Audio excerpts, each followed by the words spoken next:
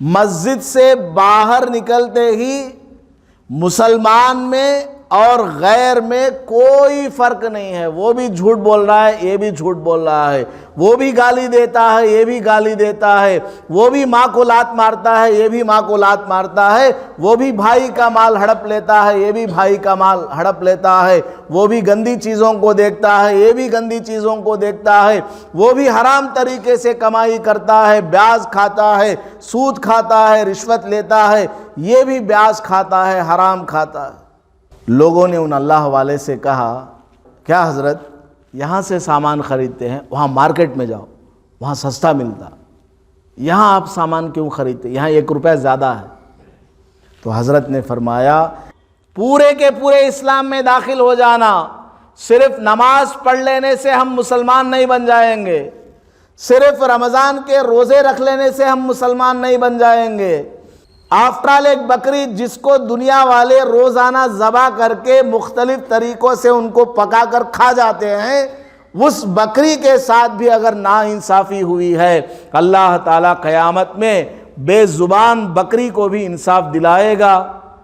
الحمدللہ نحمدہ ونستعینہ ونستغفرہ ونؤمن بہ ونتوکل علیہ ونعوذ باللہ من شرور انفسنا ومن سیئات اعمالنا من یہدہ اللہ فلا مضل لہ ومن یضللہ فلا ہادی لہ ونشہد ان لا الہ الا اللہ وحدہ لا شریک لہ ونشہد ان سیدنا ومولانا محمدا عبدہ ورسولہ صلی اللہ علیہ وعلا آلہ واصحابہ وبارک وسلم۔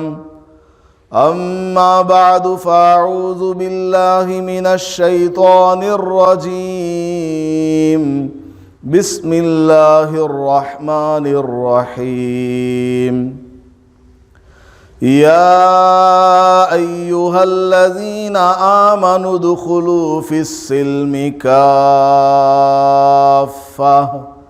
ولا تتبعوا خطوات الشیطان انہ لکم عدو مبین۔ بارک اللہ لنا ولکم فی القرآن المجید والفرقان الحمید۔ رب اشرح لی صدری ویسر لی امری واحلل عقدۃ من لسانی یفقہوا قولی۔ شہر کلور کے معزز علماء کرام، عمائدین شہر، برادران اسلام، اللہ پاک نے آپ کے اس شہر میں ہم سب کو دین کی باتیں سننے سنانے کے لیے جڑنے کا موقع نصیب فرمایا ہے۔ اللہ کا بہت بڑا فضل اور اس کا کرم ہے۔ آج ہماری 24 گھنٹے کی زندگی میں کوئی لمحہ، کوئی سیکنڈ، کوئی منٹ اگر کسی اچھے کام میں لگ جاتا ہے تو یہ ہمارے لیے بہت بڑی غنیمت کی بات ہے، ورنہ میرے اور آپ کے آقا امام الانبیاء محمود کبریا احمد مجتبی محمد مصطفیٰ صلی اللہ علیہ وسلم نے یہ ارشاد فرمایا ہے، ایسا زمانہ آنے والا ہے، ایسا دور آنے والا ہے کہ لوگ اچھی بات کو برا کہنے لگیں گے اور بری چیز کو اچھی سمجھنے لگیں گے۔ آج سے 1400 سال پہلے مدینہ منورہ میں ہمارے آقا صلی اللہ علیہ وسلم نے یہ بات بیان فرمائی ہے کہ ایک زمانہ ایسا آئے گا کہ لوگ اچھا کو برا کہیں گے اور برا کو اچھا کہیں گے۔ آپ لوگ اپنا کام، کاروبار، دھندا، بزنس سب چھوڑ کر یہاں اپنا قیمتی وقت 1 گھنٹے کے لیے، آدھے گھنٹے کے لیے لگا رہے ہیں۔ بہت سے ایسے مسلمان بھی ہیں جو دکان میں بیٹھے ہوئے اپنے کو عقل مند سمجھتے ہیں اور بیچارے ٹھنڈ میں کانپتے ہوئے، بارش میں بھیگتے ہوئے، مسجد میں آ کر ٹھنڈے پانی سے وضو کرتے ہوئے اور مسجد میں آ کر 2 رکعت 4 رکعت نماز پڑھ کر جاتے ہیں، ان کو دیوانہ سمجھتے ہیں، بیکار کے لوگ ان کو سمجھتے ہیں۔ ایسا زمانہ آج ہم اپنی آنکھوں سے دیکھ رہے ہیں یا نہیں دیکھ رہے ہیں؟ ایسے گئے گزرے دور میں اللہ پاک نے ہمارے اوپر احسان فرمایا کہ ہمیں چند منٹ کے لیے اپنے پاک گھر میں بیٹھنے کا موقع دے دیا۔ 24 گھنٹے والی زندگی میں ہمارا 1 گھنٹہ آج مسجد میں لگ رہا ہے، ہمارے لیے عید کا دن ہے، ورنہ زمانہ، ماحول بہت ہی زیادہ بگڑا ہوا ہے، بہت ہی زیادہ خراب ہے۔ حضرت مولانا احمد علی لاہوری رحمت اللہ علیہ بہت بڑے اللہ والے تھے۔ ان کے پاس ایک آدمی آیا، کہنے لگا حضرت میرے لیے دعا فرما دیجیے۔ لوگ جاتے رہتے ہیں اولیاء اللہ کے پاس، علماء کے پاس آتے ہیں، مسجد کے امام کے پاس آتے ہیں دعا کرانے کے لیے۔ حضرت کے پاس ایک آدمی آیا اور دعا کرایا کہ حضرت آپ میرے لیے دعا فرما دیجیے۔ حضرت نے ہاتھ اٹھایا اور دعا کی، اے اللہ اس کو انسان بنا دے۔ کیا دعا کی؟ سو جاتا ہے کہ بولنا، بولو، اے اللہ اس کو انسان بنا دے، ہیومن بینگ۔ اس آدمی نے یہ دعا سنی، ہمارا جیسے مورٹ زبان والا رہے تو کیا میں تم نہ جانور دستا ہوں کیا حضرت، ایسا بول دی کہ نہیں بول دی؟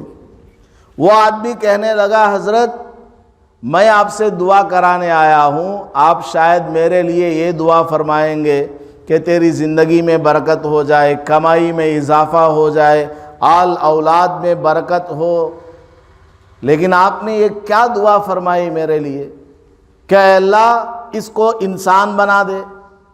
کیا میں انسان نہیں ہوں حضرت؟ ادب کے ساتھ ہی پوچھا۔ حضرت نے اس کو سمجھایا، نہیں مانا وہ۔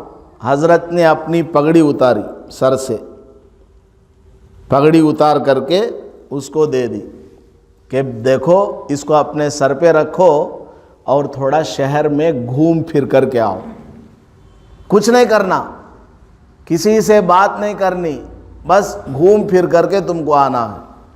اب وہ آدمی اپنے سر پر حضرت کی پگڑی رکھ کر کے گھر سے باہر نکلا، راستے میں گیا، بازار سے گزرا تو دیکھتا کیا ہے کہ ایک دکان پر لومڑی بیٹھی ہوئی ہے اور ایک دکان پر بندر ہے، راستے میں کوئی کتا نظر آ رہا ہے جو ٹھیلا دھکا دیتے ہوئے جا رہا ہے، کسی جگہ لومڑی ہے، کسی جگہ کوئی اور جانور ہے۔ یہ حیران پریشان کیا بات ہے، میں جنگل میں تو نہیں آ گیا، یہاں دکان پر کتا بیٹھا ہوا ہے جو کاروبار کر رہا ہے، اور فلاں دکان پر لومڑی بیٹھی ہوئی ہے کاروبار کرتے ہوئے، اور فلاں دکان پر خنزیر ہے۔ اس نے اپنے دماغ میں سوچا کہ صرف ان کا سر جانوروں جیسا ہے، باقی پورا جسم انسان جیسا ہے۔ پھر حضرت کی دعا یاد آئی، حضرت نے مجھے یہ دعا دی ہے کہ اے اللہ اس کو انسان بنا دے، شاید میں بھی انسان نہیں ہوں۔ اس کو ڈاؤٹ ہوا اپنے اوپر، اور شیشے میں جا کر کے اپنا چہرہ دیکھا تو اس میں اس کو اس کا چہرہ شیطان جیسا نظر آیا۔ وہ بھاگتا ہوا حضرت کے گھر واپس آیا اور آ کر کے حضرت کے قدموں میں پڑ گیا، حضرت معاف فرمائیے، آپ نے تو سب سے بڑی دعا مجھے دی ہے کہ اے اللہ اس کو انسان بنا دے۔ کیونکہ انسان دنیا کے پیچھے، مال کے پیچھے، لالچ میں، حرص میں، طمع میں پڑ کر اس قدر غرق ہو گیا ہے کہ اب وہ انسان کہلانے کے لائق نہیں ہے۔ بھائی بھائی کو دھوکہ دے رہا ہے، باپ بیٹے کو دھوکہ دے رہا ہے، ماں جو ہے بیٹی کو دھوکہ دے رہی ہے، بڑا بھائی چھوٹے بھائی کو دھوکہ دے رہا ہے، چھوٹا بھائی بڑے بھائی کو دھوکہ دے رہا ہے، 4 پیسے کی خاطر۔ بہن کا وراثت کا مال بھائی کھا جا رہے ہیں۔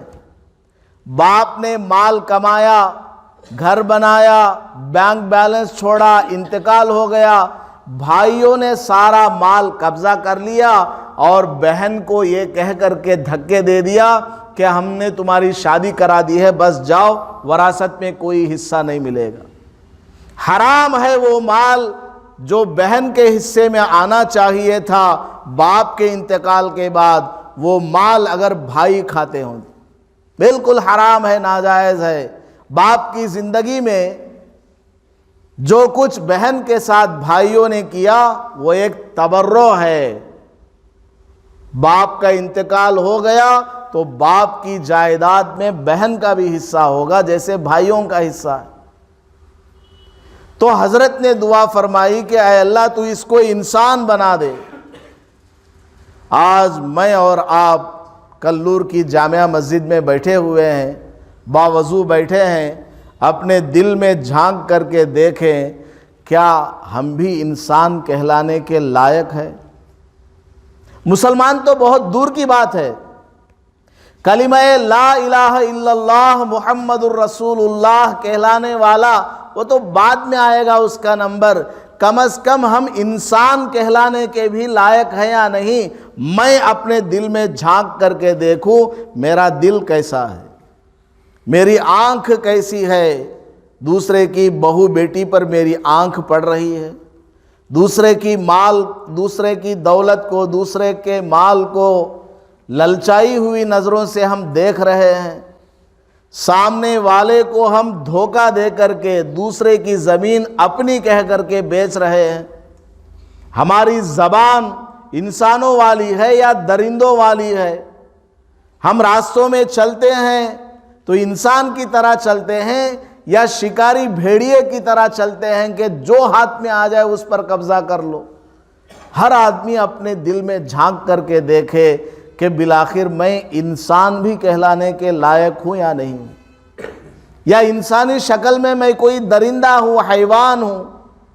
میرے پیٹ میں کسی اور کا مال تو زبردستی نہیں جا رہا ہے، میرا ہاتھ غلط طریقے پر کسی پر اٹھ تو نہیں رہا ہے، میری نظروں کے ذریعے میں کسی کی بہن کی عزت کو پامال تو نہیں کر رہا ہوں، میرے خواب و خیالات پاک ہے یا نہیں؟ ہر آدمی اپنے دل میں جھانک کر کے دیکھے گا، اندر کا انسان کیا ہے سمجھ میں آ جائے گا۔ اگر وہ اندر سے انسان ہے تو پھر باہر سے بھی انسان کہلانے کے لائق ہے۔ مسجد میں ہم آتے ہیں، وہیں آدمی کا انسان ہونا، جانور ہونا پتہ چل جاتا ہے۔ مسجد میں آتے ہیں، چپل چھوڑنا ہے، دوسرے کی چپل ہے اچھی جگہ، ہمیں چپل رکھنے کی جگہ نہیں ہے تو کیا کرتے ہیں؟ ہٹاؤ دوسرے کی چپل، اس کو ادھر بھگا دیا، اس کو ادھر بھگا دیا لات مار کر، اور اپنی چپل لا کر کے چھوڑ دیا۔ بتاؤ یہ انسان کا کام ہے یا کسی کتے کا کام ہے؟ مسلمان کا کام تو دور کی بات، ایک انسان ہونے کے ناطے جس کو انسان کہا جاتا ہے۔ انسان کس کو کہا جاتا ہے؟ جس کے دل میں انسیت ہو، محبت ہو دوسرے انسان کے حوالے سے، دوسرے انسان کے بارے میں اس کے دل میں کیا ہو؟ محبت ہو، ہماری چیز محفوظ رہے، دوسرے کی چیز جائے کہیں بھی چلا جائے، یہ انسان کا کام نہیں ہے۔ پھر ہم اوپر سے مسلمان بھی ہیں، ہمارے اوپر کلمہ لا الہ الا اللہ کا ٹھپا لگا ہوا ہے، ہم اپنے آپ کو مسلمان کہتے ہیں، اللہ والے کہتے ہیں، محمد الرسول اللہ صلی اللہ علیہ وسلم والے کہتے ہیں، ان کی امت والے ہم کہلاتے ہیں، مکہ والے ہم کہلاتے ہیں، مدینہ والے ہم کہلاتے ہیں، ہم بڑی شان سے کہتے ہیں کہ ہم جو ہے خانہ کعبہ کی زیارت کرنے والے، حج کرنے والے، فلاں فلاں، یہ ہے وہ ہے، لیکن ہم اپنے اعمال کو دیکھیں، کیا ہم حقیقت میں مسلمان ہیں یا نہیں؟ ہمارے کام مسلمانوں والے ہیں یا نہیں؟ نبی پاک صلی اللہ علیہ وسلم نے جو کچھ فرمایا 100% کیا 1000% صحیح ہے کہ ایک زمانہ ایسا آئے گا کہ اسلام کا صرف نام باقی رہ جائے گا، اسلام کا صرف نام باقی رہ جائے گا، کوئی تم کو حقیقت میں مسلمان نہیں ملے گا۔ نام کے مسلمان بہت ملیں گے، میں بھی آپ بھی، لیکن حقیقی مسلمان آپ کو تلاش کرنے پڑتے ہیں، ملیں گے لیکن تلاش کرنے پڑتے ہیں۔ حقیقی مسلمان کون ہے؟ حقیقی مسلمان تو وہ ہے جو چلتے پھرتے بھی مسلمان ہو، دکان پر بھی مسلمان ہو، گھر پر بھی مسلمان ہو، تنہائی میں جہاں اس کو کوئی نہ دیکھ رہا ہو وہاں پر بھی وہ مسلمان ہو، بڑے مجمع میں بھی وہ مسلمان ہو، مال زیادہ ملے تب بھی مسلمان ہو، کم ملے تب بھی مسلمان ہو، نفع کی حالت میں بھی وہ مسلمان ہو، نقصان کی حالت میں بھی مسلمان ہو، بیماری کی حالت میں بھی وہ مسلمان ہو، تندرستی کی حالت میں بھی وہ مسلمان ہو، اس کی زبان بھی مسلمان ہو، جھوٹ نہ بولتی ہو، کسی کی برائی نہ کرتی ہو، کسی کی چغلی نہ کھاتی ہو، اس کا کان بھی مسلمان ہو کہ اچھی بات کو سنتا ہو، بری بات کو نہ سنتا ہو، اور اس کی آنکھ بھی مسلمان ہو کہ پاک چیزوں کو، حلال چیزوں کو وہ آنکھ دیکھتی ہو، حرام چیزوں کو جس سے اللہ نے منع فرمایا نہ دیکھتی ہو، اس کا دل بھی مسلمان ہو کہ اس میں اچھے خیالات وہ لایا کرتا ہو، اچھی باتوں کو سوچتا ہو، اس کے ہاتھ بھی مسلمان بن جائے کہ وہ کسی کو نہ مارتا ہو، کسی کو نہ ستاتا ہو، بلکہ کسی کی خدمت کرنے میں ہاتھ کو استعمال کرتا ہے، کسی کی مدد کرنے میں ہاتھ کو استعمال کرتا ہے، اس کے پیر بھی مسلمان بن جائے کہ وہ پیر فلم تھیٹر کو نہ لے جائیں، زنا کے اڈوں پر، شراب کے اڈوں پر نہ جاتا ہو، اور اس کا پیٹ بھی مسلمان بن جائے کہ اس میں حرام کا ایک لقمہ نہ جانے دیتا۔ یہ ہے مسلمان۔ آج ہم لوگ صرف مسجد میں مسلمان ہیں، خالی مسجد میں مسلمان، مسجد سے باہر نکلتے ہی مسلمان میں اور غیر میں کوئی فرق نہیں ہے، وہ بھی جھوٹ بول رہا ہے، یہ بھی جھوٹ بول رہا ہے، وہ بھی گالی دیتا ہے، یہ بھی گالی دیتا ہے، وہ بھی ماں کو لات مارتا ہے، یہ بھی ماں کو لات مارتا ہے، وہ بھی بھائی کا مال ہڑپ لیتا ہے، یہ بھی بھائی کا مال ہڑپ لیتا ہے، وہ بھی گندی چیزوں کو دیکھتا ہے، یہ بھی گندی چیزوں کو دیکھتا ہے، وہ بھی حرام طریقے سے کمائی کرتا ہے، بیاج کھاتا ہے، سود کھاتا ہے، رشوت لیتا ہے، یہ بھی بیاج کھاتا ہے، حرام کھاتا ہے۔ صرف ہم نام کے مسلمان ہو کر کے رہ گئے ہیں، حقیقت میں ہم لوگ مسلمان نہیں ہوئے۔ مسلمان تو 24 گھنٹے مسلمان ہوتا ہے، صرف مسجد میں 4 رکعت نماز پڑھتے ہوئے مسلمان ہونا یہ کافی نہیں ہے۔ مکمل مسلمان ہونا، اللہ پاک نے قرآن کریم کی دوسری ہی سورت میں ارشاد فرمایا، یا ایھا الذین آمنوا، اے وہ لوگوں جو ایمان لائے اللہ پر کہ مرنے کے بعد اس کے سامنے ہمیں کھڑا ہونا ہے، قیامت کا دن آنے والا ہے، قبر میں حساب و کتاب ہوگا، قیامت میں کوئی کسی کو بچانے والا نہیں ہوگا۔ یود المجرم لو یفتدی من عذاب یومئذ ببنیہ وصاحبتہ واخیہ وفصیلتہ التی تؤویہ ومن فی الارض جمیعا ثم ینجیہ کلا۔ اللہ پاک فرماتا ہے قیامت کا دن ایسا ہوگا، اللہ تعالیٰ اس قدر جلال کے عالم میں ہوگا، غیظ و غضب کے عالم میں ہوگا، آدمی کو جہنم میں لے جایا جا رہا ہوگا، وہ آدمی تمنا کرے گا کہ میں اپنے کے بجائے اپنے بیٹے کو جہنم میں بھیج دوں، بیوی کو جہنم میں بھیج دوں، یا میرے پاس جتنا مال ہے دنیا میں نے کمایا ہوا تھا وہ سب کچھ اگر یہ لے کر مجھے جہنم سے چھوڑ دیں گے تو میں دینے کے لیے تیار ہوں۔ ساری دنیا کی مال و دولت بھی اگر کسی کے پاس ہو، جیسے آج کل وہ امی جان کا اونر ہے نا، امی جان کا تو معلوم نہیں، ہاں ان کو معلوم، دیکھو بلک جگہ یہ سوال پوچھا ہوں کون بول سکے نہیں، انہوں کریکٹ بولی، امیزان سب بھی اس کے پیچھے پڑ گئی۔ ایک اللہ والے تھے، وہ اپنے محلے میں ایک چھوٹی سی دکان تھی، وہاں سے سامان خریدتے تھے۔ لوگوں نے ان اللہ والے سے کہا کیا حضرت یہاں سے سامان خریدتے ہیں، وہاں مارکیٹ میں جاؤ وہاں سستا ملتا، یہاں آپ سامان کیوں خریدتے، یہاں 1 روپیہ زیادہ ہے۔ تو حضرت نے فرمایا اس بیچارے نے اپنی روزی گزارنے کے لیے، اپنا پیٹ پالنے کے لیے، بیوی بچوں کا خرچہ سنبھالنے کے لیے ہمارے بھروسے پر یہاں دکان کھولی ہوئی ہے۔ اس بیچارے کی روزی روٹی کا انتظام ہمارے ہی محلے والوں کے ذریعے ہوتا ہے، ہم لوگ اس کے پاس نہ لیں تو پھر کون آ کر کے لے گا؟ پڑوس کا حق ہے، چاہے 1 روپے کھا لے، میں اسی کے پاس جا کر کے مال خریدوں۔ یہ ہے اللہ والے کی سوچ۔ اور ہم لوگ کیا، کون تو اوپر ذرہ ترقی کرتا ہے تو اسے گرانا ہے، گڈھے میں ڈالنا ہے۔ تو میں یہ عرض کر رہا تھا، امیزان کا جو اونر ہے، بتایا جاتا ہے کہ دنیا میں سب سے بڑا وہ مالدار ہے، یا پھر وہ ایلان مسک ہے سب سے بڑا مالدار، یا پھر وہ بل گیٹس ہے، یا فیس بک والا ہے سب سے بڑا مالدار۔ بہرحال نیوز میں واٹس ایپ میں آتا رہتا ہے۔ اگر کسی کے پاس اتنا نہیں، ساری دنیا کی مال و دولت بھی ہو، اور قیامت کے دن وہ فرشتے اگر اجازت دے دیں تو ساری دنیا کی مال و دولت دے کر بھی وہ اپنی جان چھڑانے کے لیے تیار ہو جائے گا، لیکن فرشتوں کی طرف سے اجازت نہیں ملے گی۔ تم کچھ بھی کر لو، آج تم کو نہیں چھوڑا جائے گا۔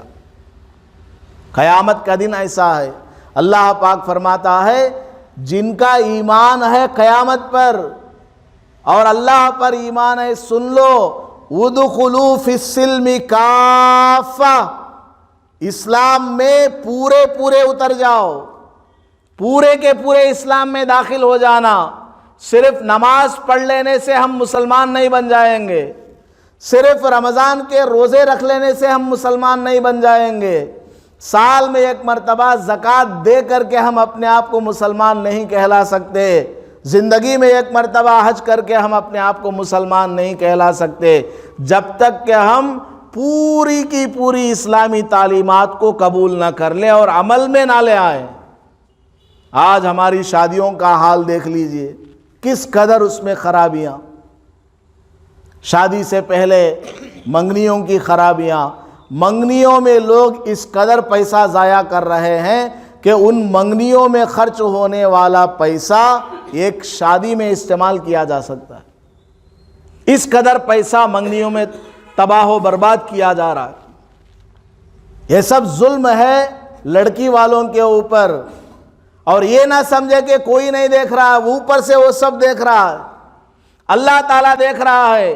ما یلفظ من قول الا لدیہ رقیب عتید، انسان کے منہ سے ایک لفظ بھی اگر نکلتا ہے، ایک نگہبان ہے، واچمین ہے، کرامن کاتبین فرشتے ہیں، وہ لکھ لیتے ہیں، اچھی بات بولا یہ لکھ لے گا، بری بات بولا یہ لکھ لے گا، اچھا کام کیا یہ لکھ لے گا، برا کام کیا تو یہ لکھ لے گا۔ یہ نہ سمجھے کہ یہاں کوئی پوچھنے والا نہیں، میں بڑا سیٹ آدمی ہوں، میں اپنے بیٹے کی شادی میں اتنا پیسہ طلب کروں گا، کون روکنے والا ہے؟ یہ نہ سمجھنا چاہیے، اللہ تعالیٰ سب دیکھ رہا ہے، وقت آئے گا، نمبر آئے گا، سب کا نمبر آنے والا ہے۔ جب وقت آئے گا، بڑے بڑے فرعونوں کو اللہ تبارک و تعالیٰ نے تباہ و برباد کر دیا۔ قیامت تک یاد رکھیں گے لوگ، اتنا برا حال کر کے اللہ تعالیٰ نے چھوڑ دیا فرعون کا، حامان کا، شداد کا، نمرود کا۔ اللہ پاک نے قرآن کریم میں یہ سب واقعات بیان اس لیے کیا تاکہ میں اور آپ سمجھ لیں۔ تو اللہ پاک نے فرمایا اے ایمان والو پورے کے پورے اسلام میں داخل ہو جاؤ، زبان بھی ہماری مسلمان بن جائے، آنکھ بھی مسلمان بن جائے، ہاتھ، کان، پیر، پیٹ، شرمگاہ سب مسلمان بن جائیں، ورنہ ہماری نجات ممکن نہیں ہے۔ ہاں ہم اپنے وقت کے نمازی ہیں، ٹھیک ہے، نماز پڑھی ہے، نماز کا اجر ملے گا، بعد میں ملے گا۔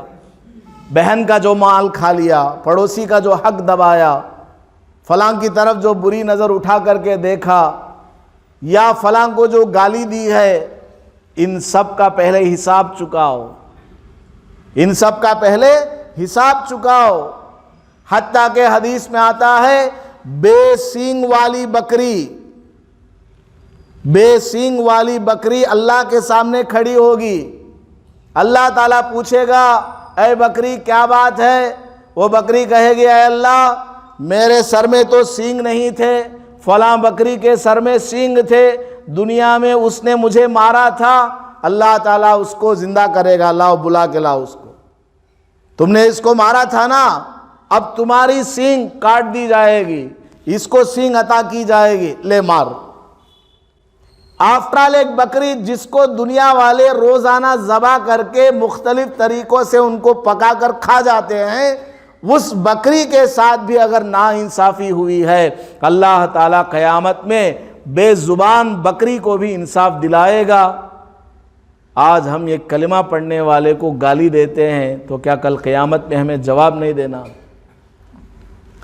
آج ہم اپنے بھائی کو گالی دیتے ہیں، ماں کو گالی دیتے ہیں، باپ کو چل بڈھے ادھر بیٹھ۔ ایک جگہ میں گیا تھا، دعا کے لیے بلائے تھے، بیان کے لیے گیا تھا، ایک صاحب دعا کے لیے بلائے تھے گھر میں، گیا دعا وغیرہ کرایا۔ ایسے ہی باتوں باتوں میں وہ صاحب کہنے لگے حضرت یہ ہمارے ابا ذرا ان کو سمجھاؤ، انہیں کان دیکھے تو حق ڈالتا رہتا، منہ ڈالتا رہتا۔ ابا کے بارے میں بول رہا ہے، بیٹا بول رہا ہے ابا کے بارے میں، انہیں کان دیکھے تو بھی ہنکتا رہتا، مونتا رہتا۔ حالانکہ بیچارہ باپ کیا ہے، معذور ہے، 70 سال عمر ہے یا 80 سال عمر ہے، اس عمر میں کہاں جائے گا بیچارہ؟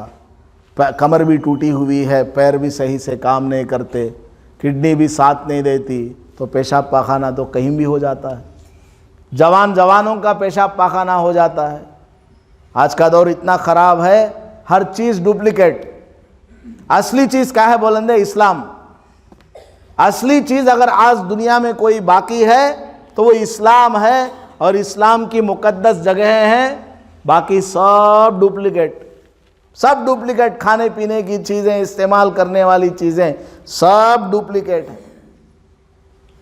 باپ کے بارے میں بول رہا ہے جس نے محنت سے اس کو پالا پوسا، گھر بنایا، شادی کرا کر کے دیا، اتنا بڑا بنایا، وہ اپنے باپ کو بڑھاپے کی عمر میں یہ بول رہا ہے۔ اور رسول پاک صلی اللہ علیہ وسلم کی تعلیم کیا ہے؟ البرکۃ مع اکابرکم۔ برکت اگر چاہیے تو بڑوں کی وجہ سے برکت آئے گی۔ تمہارے گھر میں اگر کوئی بوڑھا باپ ہے تو اس کی وجہ سے تم کو روزی ملے گی۔ تمہارے گھر میں اگر کھانسی کھکارتی ہوئی، پیشاب کرتی ہوئی، اونگتی ہوئی کوئی بوڑھی ماں ہے، اس کی وجہ سے تمہارے گھر میں برکت آئے گی۔ آج اسی ماں کو بیٹا اپنی بیوی کی بات سن کر کے گھر سے باہر نکال رہا ہے، بوڑھے باپ کو گھر سے باہر نکال رہا ہے، نہ کھانے کو کوئی پوچھنے والا، نہ کپڑے کا کوئی پوچھنے والا۔ پوری زندگی ماں نے اس کی خدمت کی ہے، باپ نے اپنا خون پسینہ بنا کر کے اس کو بڑا کیا، اس کے لیے جائیداد جمایا۔ جب بیٹا بڑا ہو گیا، شادی لائق ہو گیا، شادی ہو گئی، ادھر ادھر کی باتوں میں آ کر باپ کو بھلا دیا۔ حضرت عمر رضی اللہ تعالیٰ عنہ راستے سے گزر رہے تھے، ایک جھاڑ کے پاس ایک بڑے میاں کو اس کا بیٹا مار رہا تھا۔ حضرت عمر گئے, کیا ہوا, بوڑھے آدمی کو تم مارتے ہو. وہ نوجوان پیچھے ہٹ گیا, حضرت اس نوجوان کو مارنے لگے. حضرت عمر تو غصے والے, کوڑا بجانے لگے. تو جو بوڑھا باپ ہے جھاڑ پر جو کھڑا ہے, اس کو رسی سے بھی باندھ دیا گیا تھا, وہ بوڑھا باپ کہتا ہے, اے امیر المومنین, اس میرے بیٹے کو چھوڑ دیجئے, یہ تو میرے ہاتھوں کا کیا ہوا کرتوت ہے. میں نے اسی جگہ اپنے باپ کو جبکہ وہ بوڑھے تھے مارا تھا, آج میں بوڑھا ہو گیا تو میرا بیٹا مجھے جوتے مار رہا ہے. میں نے اپنے باپ کے ساتھ اسی جگہ ایسا کیا تو آج میرے ساتھ میری اولاد کر رہی ہے. وَمَا أَصَابَكُم مِّن مُّصِيبَةٍ فَبِمَا كَسَبَتْ أَيْدِيكُمْ, جو مصیبت تمہارے اوپر آتی ہے وہ تمہارے ہاتھ کا کیا ہوا کرتوت ہے. اللہ تعالیٰ خواہ کسی کو مصیبت میں نہیں ڈالتا. وہ تو پیغمبروں کا مقام ہے کہ ان کو آزمائشوں میں, ابتلاعات میں مبتلا کرتا ہے. ہم تو بالکل گئے گزرے لوگ ہیں, ہمیں اللہ کو کوئی لینا دینا نہیں ہے کہ ہمیں مصیبت میں ڈالے, ضرورت ہی نہیں ہماری اللہ کو. ہمارے گناہوں کی وجہ سے ہمارے اوپر مصیبت آتی ہے. ایک سنار شام کے وقت میں گھر گیا تو دیکھا بیوی رو رہی ہے. شام کے وقت میں سنار اپنے گھر گیا تو دیکھا بیوی رو رہی ہے. بیوی سے پوچھا, کیا بات, کیوں روتی ہو؟ تو بیوی کہنے لگی, یہ جو نوکر ہے ہمارے گھر میں سامان لا کر کے دینے والا, بچپن سے ہم نے اس کو پالا ہے, آج اس کی نیت خراب ہو گئی. جب مجھ سے سامان لے رہا تھا تو میرا ہاتھ پکڑ کر کے دبایا, سامان دینے آیا تب بھی ہاتھ پکڑ کر کے دبایا. تو وہ سنار کونے میں جا کر بیٹھ گیا اور رونے لگ گیا. بیوی اپنے کام میں رہی لیکن وہ مسلسل رو رہا ہے. بیوی نے کہا, میں نے رونا بند کر دیا, چلو چھوڑو جو ہو گیا, اب اس کو کام سے نکال دیں گے, آپ کیوں رو رہے ہیں, اپنا رونا تو بند کرو. تو وہ شوہر کہتا ہے, بیگم مجھے معاف کرنا, دراصل غلطی میری ہے. آج دکان پر ایک خوبصورت عورت آئی تھی چوڑیاں خریدنے کے لیے, تو میں نے اس کا ہاتھ دبایا, اس کے نتیجے میں یہاں تیرا ہاتھ میرے نوکر نے دبا دیا. کما تدین تدان, دنیا گول ہے, جیسا کرو گے ویسا بھرو گے. باپ کے ساتھ اس نے ایسا کیا تھا تو آج بیٹا اس کا ایسا کر رہا. اس کا مطلب یہ نہیں کہ سارے ہی باپ خراب ہیں, نہیں, بہت سارے باپ نیک ہوتے ہیں, اس کے باوجود اولاد نافرمان ہوتی ہے. وجہ کیا ہے؟ اولاد کی تربیت صحیح نہیں ہوئی ہوتی ہے. اولاد کی تربیت صحیح نہیں ہوئی ہوتی ہے. باپ جو ہے دن بھر بازار میں رہتا ہے, گھر میں کیا ہو رہا کوئی خبر نہیں, بچے کیا پڑھ رہے کیا نہیں پڑھ رہے ہیں. موبائل دلوا دیا 50,000 روپیہ کا, اب دن بھر وہ اس میں گیم کھیلتے رہتے ہیں. ایسا کھیل کھیل کے وہ کیا کہ منکھانے والے آتے ہیں, دیکھو وہاں ایسے ہو گئے تھے انگلیاں بچوں کے, گیم کھیل کر کے ایسے ان کی انگلیاں. ایک جگہ دکان میں گیا, ایک چھوٹی سی بچی 5 سال بھی مشکل سے نہیں اس کے, اتنا بڑا وہ چپا رکھ لے چلتی ہے, ایسا چلتی ہے ٹیب. وہ گیم کھیل کر اس کی آنکھیں خراب ہو گئیں, ایک ادھر کو ایک ادھر کو. یہ سب بیماریاں کیوں آ رہی ہیں؟ یہ موبائل کی وجہ سے. دن بھر 24 گھنٹے اسی کے پیچھے ہمارے نوجوان پڑے ہوئے ہیں, دماغ خراب ہو رہا. لوگ ہمارے پاس آتے ہیں, حضرت ذرا تعویذ کیا تو دے, پانی میں دم کر کو دے, نیمبو کے اوپر کیا تو بھی دم کر کو دیے, تو وہ لے لے جا کو ہمارے بچے کے سر کے اوپر کاٹ کو نتھارتی. کیا ہوا ماں, کیا ہوا تمہارے بچے کو؟ بولے اس بات ہی سنتا نہیں, بڑا ضدی, کون کی کیا کی کر ڈالی, سامنے گھر والی کیا کی کر ڈالی ہے, فلاں مامی کیا کی کر ڈالی ہے, ہم نہ بلّہ کی آستی ہے. کر کو پورا اس کا بیان سن لے کو میرا بیان سٹارٹ کر دوں, اسے بول دوں کون بھی کیا کرے نہیں, تمہیں تمہارے بچے خراب کرے, اس کے ہاتھ میں ہے نا وہ چپا, وہ نکال ڈالو بس ٹھیک ہو جاتا. دن بھر کھیل کر وہ اس کے لیے ایڈکٹ ہو گیا. جس طرح شراب کا نشہ جس کو چسکا لگ جاتا ہے, شراب پیتا رہتا, پوری دنیا اسے بیان کرے تو بھی سنتا نہیں, پیتا رہتا, مر جاتا لیکن پینا نہیں چھوڑتا. اس طرح موبائل کے پیچھے ہمارے نوجوان بچے اس طرح لگ جاتے ہیں, نہ باپ کی سنتا نہ ماں کی سنتا ہے. موبائل کے پیچھے لگ کر کے آنکھیں خراب کر رہے, کان خراب کر رہے ہیں, گردن کی رگوں میں خرابی آ رہی ہے, ڈائجسٹو سسٹم خراب ہو رہا ہے, راتوں کی نیندیں ختم, 12 بجے ہمارے چھوٹے بچے سو رہے ہیں, اور جو نوجوان ہیں تھوڑا بالغ ہو گئے گا تو 2 بجے تک جاگتے ہیں. ایسی چیزوں کو دیکھا جا رہا ہے کہ اگر فلم دکھایا جائے قیامت کے دن کہ فلاں عبداللہ صاحب کے فلاں بیٹے نے فلاں رات میں کیا دیکھا ہے, وہ کہے گا اے اللہ مت دکھا, مجھے جہنم میں ڈائریکٹ ڈال دے, مجھے سیدھا جہنم میں ڈال دے, یہ مجھے منظور ہے, لیکن میری ماں کے سامنے باپ کے سامنے اس رات میں نے کیا کیا تھا یہاں پکچر میں نہ دکھا. اس قدر ہمارا نوجوان خراب ہوتا جا رہا ہے. میں تو کئی سال سے بول رہا ہوں, آج بھی بول رہا ہوں, بلکہ آگے چند سالوں تک بھی بولتا رہوں گا. آج کل کے نوجوان 40 سال کی عمر میں بڑھاپے کی عمر کو پہنچ جائیں گے. آج کل جو نوجوان ہے, آج کا جو جنریشن ہے, زیادہ سے زیادہ 40 سال ہے. اس کے بعد بڈھت بینگنا کرسیاں پہ بیٹھ لیتی, توٹیاں پہ بیٹھ لیتی, گڑگیا میں درداں, کمر میں درداں, ہنگیاں کام کرتے نے.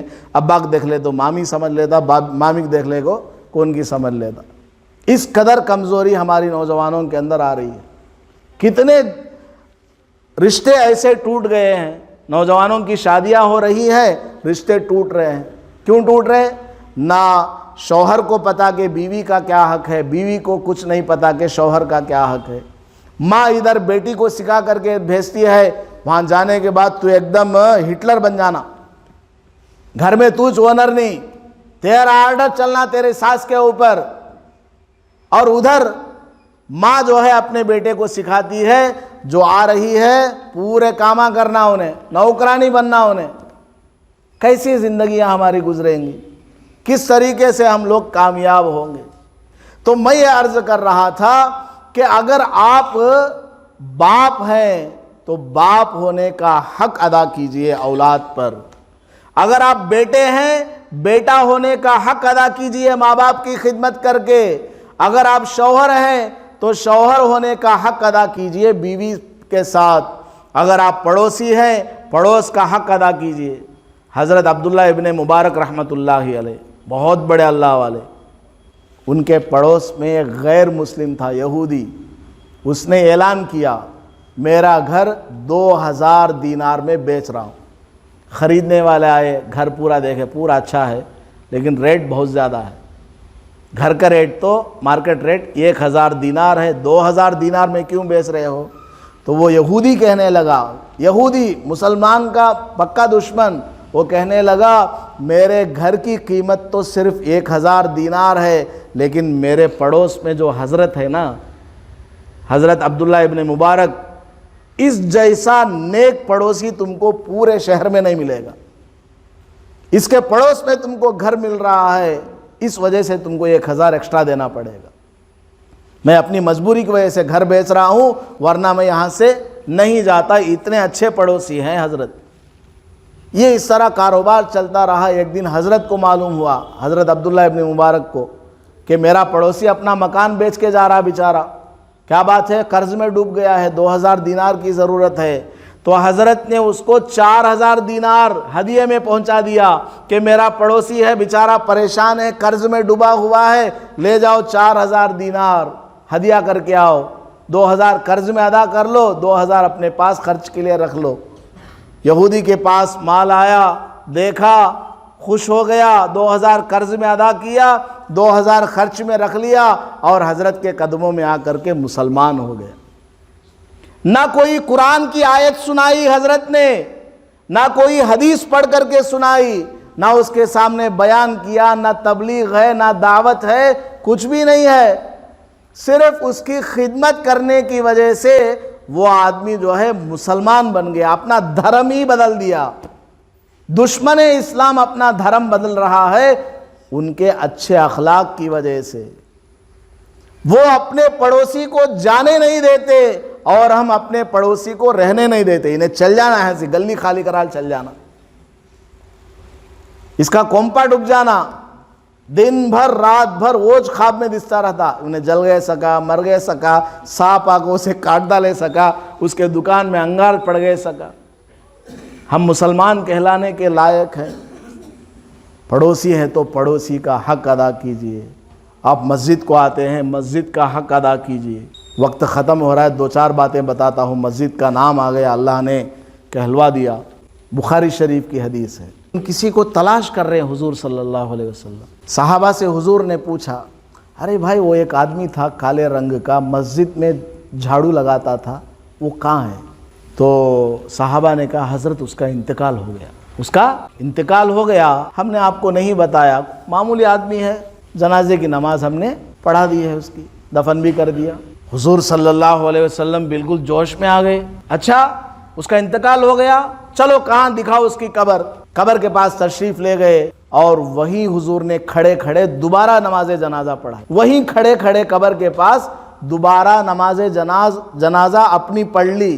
شارحین حدیث بیان فرماتے ہیں حضور صلی اللہ علیہ وسلم نے اس آدمی کو اتنا درجہ کیوں دیا کہ دوبارہ جا کر کے قبر کے اوپر نماز جنازہ ادا فرما رہے ہیں. فرماتے ہیں کہ وہ آدمی مسجد میں جھاڑو لگایا کرتا, کوئی معمولی آدمی نہیں تھا.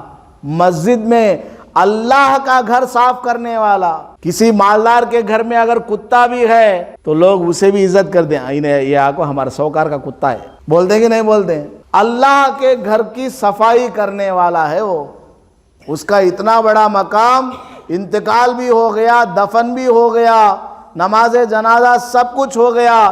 اس کے باوجود سرکار دو عالم صلی اللہ علیہ وسلم اس کی قبر کے پاس جا کر کے کھڑے ہو کر نماز جنازہ ادا فرما رہے. یہ مقام ہے مسجد کی خدمت کرنے والوں کا, معمولی نہیں سمجھنا چاہیے. کل قیامت کے دن ہم سب مردے ہوں گے, سب کو قبروں سے اٹھایا جائے گا, سب کو قبروں سے اٹھایا جائے گا. ساری دنیا کے انسان قبروں سے نکلیں گے زندہ. کوئی چلاتا ہوا نکلے گا, ہائے افسوس, ہائے افسوس, میری زندگی تباہ ہو گئی, برباد ہو گئی. سب کچھ عجیب غریب حالت میں نکلیں گے. لیکن ایک آدمی جب قبر سے نکلے گا وہ اللہ اکبر کہتا ہوا نکلے گا. وہ وہی آدمی ہے جو آپ کو روزانہ 5 مرتبہ اللہ اکبر کہہ کر کے نماز کو بلایا کرتا تھا. مؤذن کا اتنا بڑا درجہ ہے, مؤذن کا اتنا بڑا درجہ ہے کہ کل قیامت میں وہ قبر سے اٹھے گا تو کہے گا اے اللہ, زندگی بھر میں تیرا نام مائک میں پکارا کرتا تھا, لوگوں کو مسجد کی طرف, نماز کی طرف بلایا کرتا تھا, اب میں قبر سے اٹھ رہا ہوں, اب بھی وہی اللہ اکبر کہہ رہا ہوں. یہ شان ہے مؤذن کی. قیامت میں دور سے مؤذن نظر آئے گا کیونکہ اس کی گردن لمبی ہوگی. آج ہم مؤذن کو اپنا نوکر سمجھتے ہیں. کھان تو بھی کچرا پڑ کو رہا تو کہاں گئے مؤذن صاحب, حالانکہ ابھی وہ جھاڑو لگا کے صفائی کر کے فارغ ہوئے ہیں. کسی مقتدی نے آتے ہوئے کوئی پیپر ڈال دیا ہے, لیکن مؤذن کو ممبران گالیں دیتی, متولیاں گالیں دیتی, نمازاں گالیں دیتی, آنے جانے والے ہر آدمی اس کو برا بلا یوں سمجھتا ہے جیسا کہ وہ ہمارا سب کا نوکر ہے. ہم لوگ نماز پڑھتے ہیں, گھر میں ہم نماز پڑھیں, فرض نماز, چاہے پورا قرآن پڑھ لو, فجر کی 2 رکعت یا عشاء کی 4 رکعت یا مغرب کی 3 رکعت یا عصر کی 4 رکعت یا ظہر کی 4 رکعت, چاہے اپنے گھر میں ان فرض نمازوں میں پورا قرآن پڑھ لو, تب بھی آپ کو کتنا ثواب ملے گا؟ 1 نماز پڑھنے کا ثواب ملے گا. لیکن آپ اگر مسجد میں آ کر, چاہے آپ کا گھر 10 کروڑ روپے کا ہو اور مسجد بالکل جھونپڑی والی ہو, پھٹے پرانے لباس میں مؤذن اقامت کہنے والا, سیدھے سادے لباس میں امام نماز پڑھانے والا, امام کے پیچھے اگر آپ نے نماز پڑھی, 5 منٹ میں بھی اگر اس نے 2 رکعت آپ کی نماز پڑھا دی, اس ایک نماز کا ثواب 25 گنا زیادہ ہو جاتا ہے یا 27 گنا اس کا ثواب بڑھ جاتا ہے. یہ مقام ہے امام صاحب کا.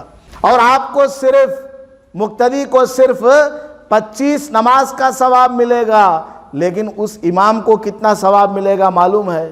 اگر مسجد میں 100 آدمی ہیں، 25 انٹو 100 کتنا ہوا بھائی؟ 2500 نماز پڑھنے کا ثواب ایک امام کو ملے گا۔ اندازہ لگاؤ امام کا مقام کتنا بڑا ہے۔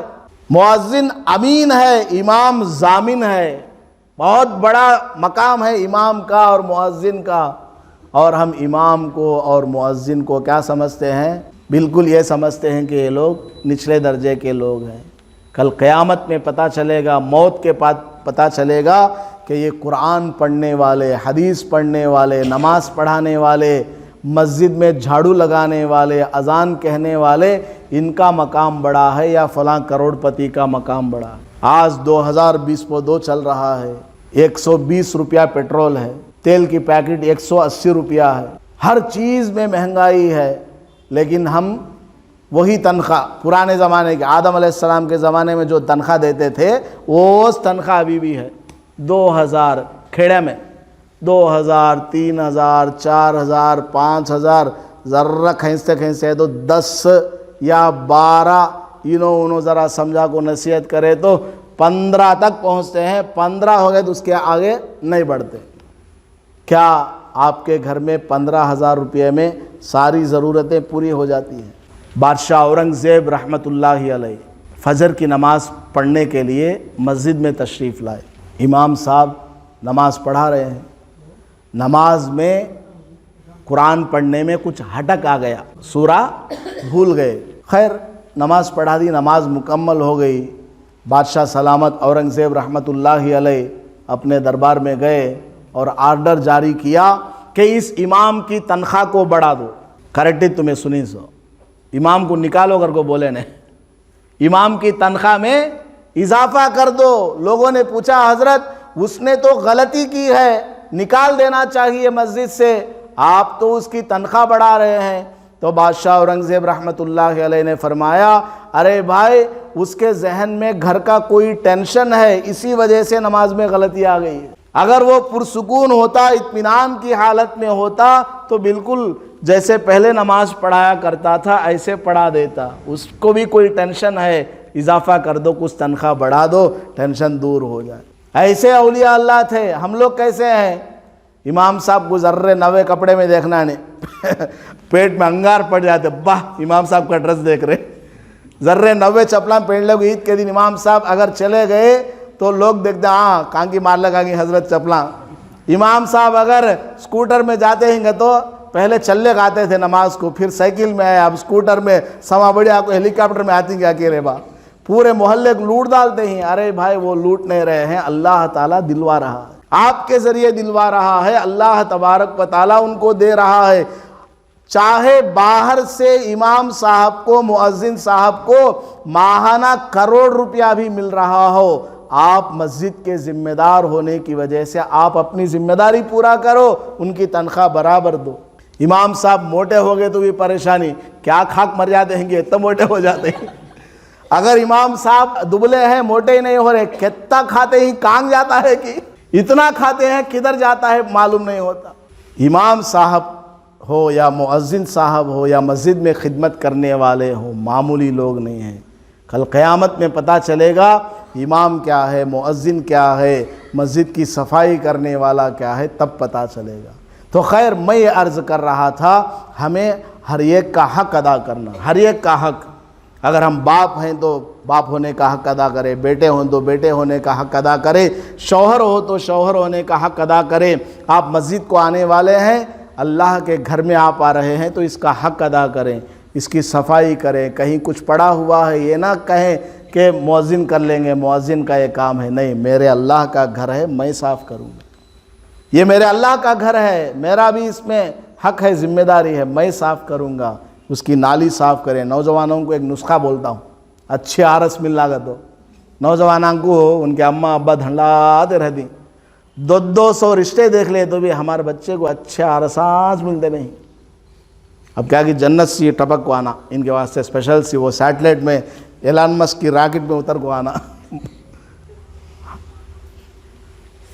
علماء اکرام نے لکھا ہے جو نوجوان مسجد میں جھاڑو لگاتا ہے، مسجد کی صفائی کرتا ہے، اللہ تعالیٰ اس کو خوبصورت اور خوبصیرت بیوی عطا کرتا ہے۔ یہ راز ہے۔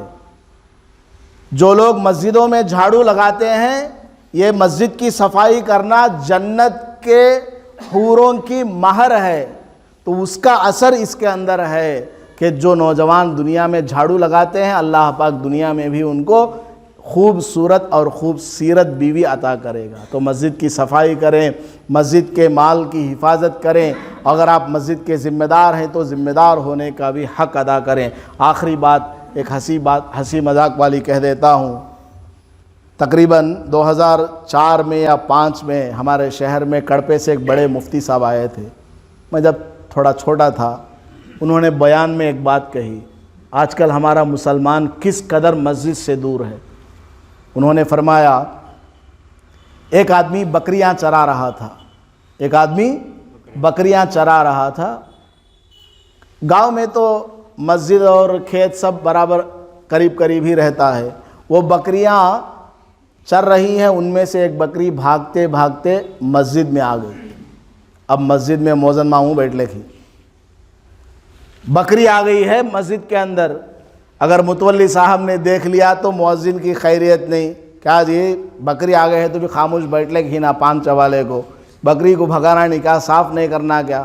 مؤذن صاحب گئے، وہ ایسا رہتا دیکھو لاٹھی، وہ لے کو بکری کو ہانکنے لگے، بھگانے لگے۔ بکری خیر باہر نکلی اور گیٹ کے قریب پہنچی تو بکری کو چرانے والا وہ مسلمان آیا گیٹ کے پاس، اور بکری بھاگتے بھاگتے ہانپتے ہانپتے آ رہی تھی۔ تو دیکھ کر کے وہ چرواہا بولتا ہے، کیا جی حضرت منہ نے جانور کر کو مسجد میں آ گیا، وہ اسے جا کو تمہیں اتنا مار مار کو بھگاتی نا، منجے کب تو آتے دیکھے کیا مسجد میں۔ وہ بکری تو بے زبان جانور ہے، غلطی سے مسجد میں آ گئی ہے، آپ اس کو مار مار کے بھگا رہے ہیں۔ مجھے کبھی آپ نے مسجد میں آتے ہوئے دیکھا ہے؟ مطلب کیا وہ ایسا گیا گزرا مسلمان ہے کہ زندگی میں کبھی مسجد میں نہیں گیا۔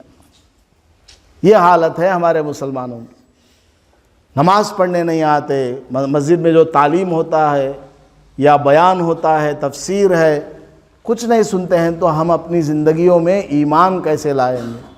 ہمیں پتہ کیا چلے گا کہ اسلام کیا ہے، قرآن کیا کہتا ہے، اللہ کا فرمان کیا ہے، رسول اللہ صلی اللہ علیہ وسلم کا فرمان کیا ہے۔ ہمارے جسم کی اصلاح ڈاکٹر سے ہوگی، اندر جو روح ہے، اسپرٹ، اس کی اصلاح علماء کے ذریعے ہوگی۔ تو ہمارا تعلق مسجد سے ہونا چاہیے، علماء سے ہونا چاہیے، ان سے ہمارا ربط ہونا چاہیے۔ کوئی بھی کام آپ دین کا کریں، کوئی بھی دکان ہے، کاروبار ہے، شادی بیاہ ہے، علماء کرام سے مشورہ لیں۔ حضرت ہمارے گھر میں فلاں پروگرام ہے، شریعت کی نظر میں کیسا کرنا کیسا نہیں کرنا، بچے کا عقیقہ ہے یا فلاں ہے، آپ کو علماء رہبری فرمائیں گے۔ خیر بہت لمبی بات ہو گئی، آپ سبھی حضرات بڑی دل جمعی کے ساتھ بات سنتے رہے۔ اللہ تعالی ہم سب کو عمل کرنے کی توفیق عطا فرمائے اور دونوں جہاں میں ہمیں کامیابی عطا فرمائے۔ اور اس طرح کے جو پروگرام ہوتے رہتے ہیں، دینی مجالس منعقد ہوتے رہتے ہیں، آپ خود اکیلے کبھی نہ آئیں، اپنے ساتھ میں 4-5 کو لے کر کے آئیں، انشاءاللہ وہ آئیں گے اور وہ سنیں گے، آپ کو بھی اس کا ثواب ملے گا۔ اللہ پاک عمل کی توفیق عطا فرمائے، آمین۔ وآخر دعوانا الحمدللہ رب العالمین۔ حضرت دعا کرا لو۔ ویڈیو کے نیچے سبسکرائب کے بٹن پہ کلک کریں، بیل کے آئیکن پہ کلک کیجئے تاکہ ہر نئی ویڈیو کی نوٹیفیکیشن آپ کو مل جائے۔